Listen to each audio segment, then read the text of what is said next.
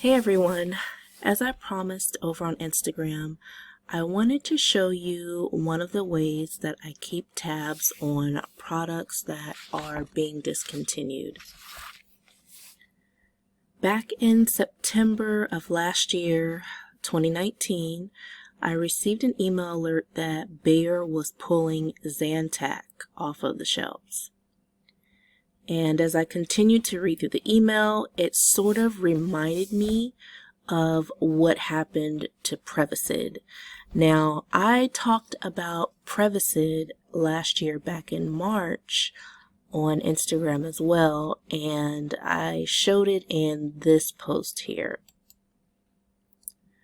And I was so happy that I'd found it because it had been on my bucket list. I had been searching and searching for it. And I found quite a bit of Prevacid, and at the time these were some of the prices that it was going for on Amazon. Now the prices were all over the map on eBay, but I sold it on both platforms. Literally, like, I was packing Prevacid every single day, in addition to quite a few other things that I was selling, but like Prevacid was one of those products that I resold that also helped knock out quite a bit of my debt.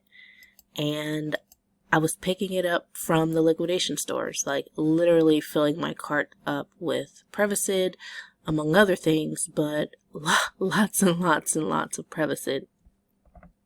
Now, before you go out and hop in your car and go rush for some Prevacid, just know that it came back on the shelves towards the end of last year. So that same product that was recalled and pulled from all the shelves is now back on the shelves. And so that kind of brings me back to Zantac. And then it also got me thinking about, okay, so how do I find out if and when something is being discontinued before it disappears from the shelves or before everyone else catches on?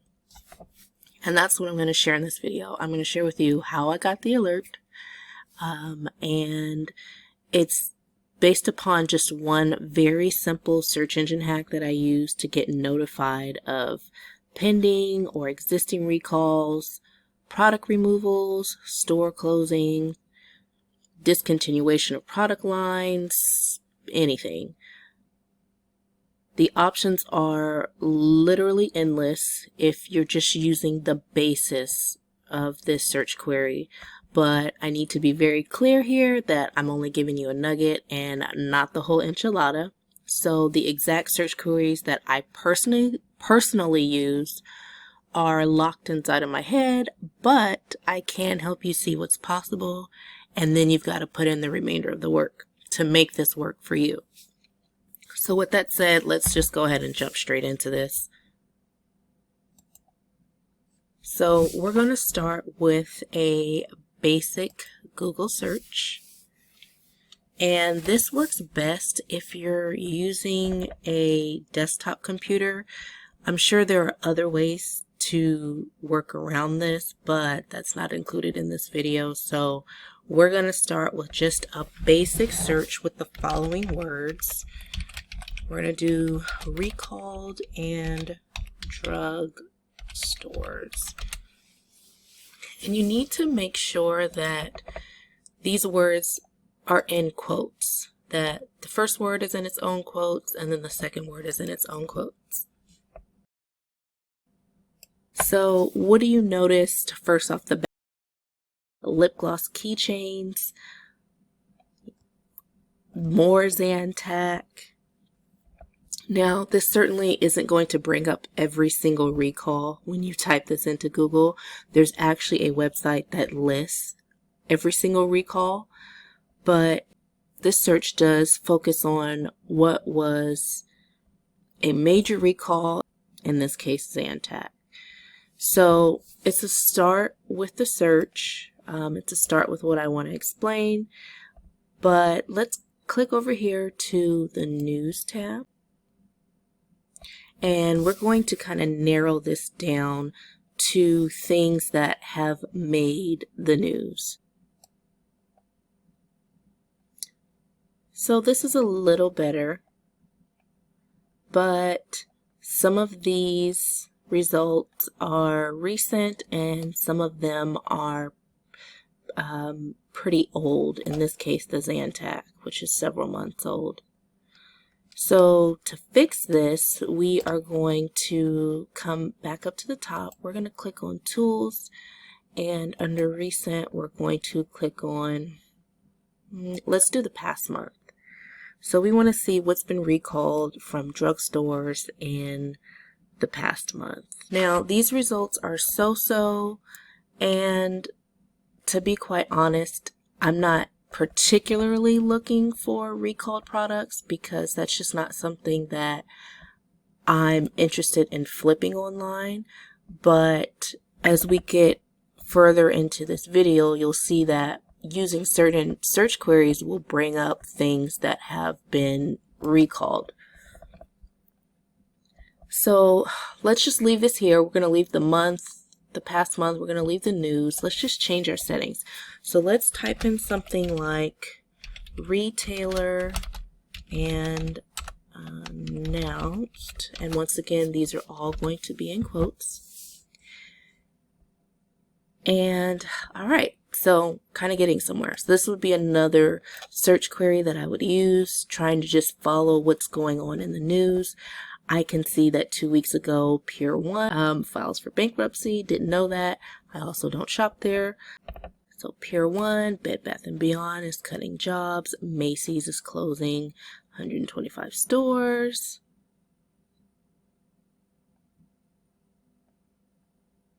So quite a bit is going on here. Now, the reason why I bring this up is because you could do a lot with this search query alone. If Pier 1, had things that you source, this would be pretty cool. But you could also narrow this down to your city just to see if anything is closing in your city. I have used this particular search query and I found out that there is a local website where I live that announces every store closing. So I've been able to, if there's a Rite Aid that's closing or just another local store and they're closing, they list it all on this website. And I've been able to get things for like 50 to 75% off that I was able to resell online. So this is actually pretty cool. You can take this a little bit further just to tailor it to where you live. So just to recap, the first one we went through was just, recalled products. This one is pulling up things that, for stores that have closed, but I want to throw in a few other keywords just related to things that may have a shortage. So we're going to let's get rid of announced. We're going to put in retailers. How about just announced and shortage? So this is just a very simple search query where the retailer just made the announcement, and for things where there may be a shortage of that product. Once again, this is just another way to search for things that people are either looking for and or there are issues with, stock and supply. There's different ways that you can kind of search for things that are either on their way out or where it's just hard for people to get their hands on that particular product. For a second, let's just take this off of the news view and let's look at all of the results that show up. So let's see. This is rather old. Party City announcing that they're closing. This is from 2 days ago. So let's go back. Let's kind of filter this a little bit more. Maybe we'll do the past month. And we can see, look at this one. So it says, CVS and Walgreens warn that there may be a shortage of hand sanitizer. No surprise there. I have been running queries similar to this for a very long time, and I've been getting all these alerts about, you know, mask and hand sanitizer and other things. But it wouldn't have happened if I didn't have like a list of 20 or 30 phrases that I search for on the regular just to see, you know, what are the trends in retail, what's coming and what's going. So there's a lot that you could do with this, but once again, you may not be looking for things where there's a shortage. You may not want to sell things that are associated with, you know, there not being enough to go around. So let's change these keywords and let's start from scratch. And let's do a new phrase. So let's do no longer. Let's do just announced, and let's do discontinued. Okay, so once again, I'm just throwing out phrases that would typically appear in an article or a news article for a product that is no longer being sold and it was just announced that it's being discontinued. So I just try and pull out certain terms that would be used, and I just restrict my searches to that. So let's just take a look. Polaroid announces the end of all Spectra instant films. Okay, so there's some things here, but I would prefer to restrict this to the last 30 days because it's kind of all over the map for me. So I'm going to do the last month to see what's new. So 90s snack favorite Dunkaroos are coming back this summer. I remember Dunkaroos. Let's actually take a look at that really quickly. So definitely coming back summer 2020. And it has about 56,000 likes. Oh my gosh, I remember this. It was like the icing with the little chips, and you would dip your cookies in there. That actually sounds really, really cool. Okay, so this is kind of like the search in reverse because it pulled out the keywords, but this is something that was discontinued that's coming back. And that's actually pretty cool. Let me look at it on eBay really quickly. We're going to just search with this together. And let's put in Dunkaroos. See what's going on there. Okay, so I see some t-shirts. I see somebody trying to sell an unopened vintage Dunkaroos for $500. Oh my goodness. Okay, so it looks like it's getting 2 views per hour. And I'm actually not surprised. They're probably just getting a lot of traffic based off of that article. But let's go back and let's just look at solds. Has anything actually sold for Dunkaroos? I'm sure most people not born in the 80s, they probably don't have a clue what Dunkaroos are. So it looks like the gear is selling consistently, which is pretty cool.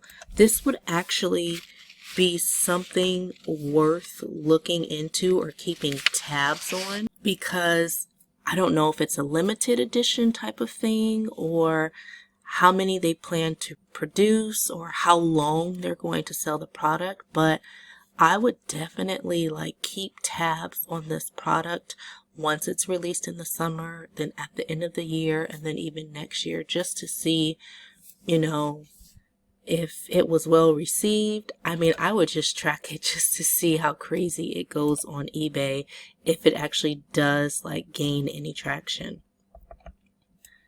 So anyway, let's go back. So I use this query. I normally filter it by the news because I want to know what's happening. And, I'll filter it by, okay, what happened in the past 24 hours? What happened in the past week? And you can literally go wild with all of this. So let me give you some examples. You could put discontinued and then something like Gerber. Sorry. Something like Gerber. And you don't have to restrict it to, the past month. You can do past year, you can do all, you can do recent. It really doesn't matter. But you can do, brand names, certain phrases. The possibilities are literally endless. Like, I've set up maybe 30 or 40 things that I'm always keeping an eye out for. And ultimately, the way that you make this work is by setting alerts. You're not going to look for this every single day. You're not going to just open up Google and say, okay, I want to know all the discontinued stuff that happened, in the past 24 hours, and I'm going to do this every day of the week. And save your time, and you're going to come down here and you're going to click on create an alert. And so this way, whatever you're looking for, you're going to type it here. You're going to enter your email address.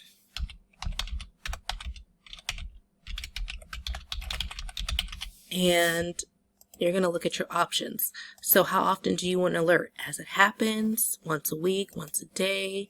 Do you want only things that make the news or from the entire web? Any particular region? This is actually pretty cool to just restrict it to the United States, or else you'll be getting, notices from anything that happened in the world. And then the results, only the best. Do you want all the results? And then if you're actually logged into Google, you can also create an RSS feed. I know you don't see it here, and that's because I'm not logged in to my account, but you can create an RSS feed so your inbox is not overtaken by all of the alerts that come through. But it's literally that simple. I receive these alerts right to my inbox, and it's one of the ways that I learn what is coming down the pipeline or what is being removed from the pipeline.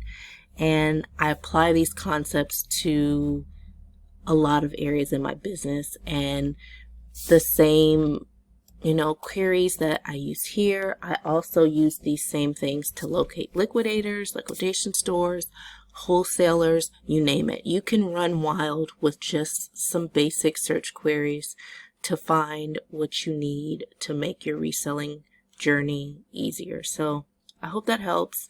It's just a simple look into what I do, and happy hunting, you guys.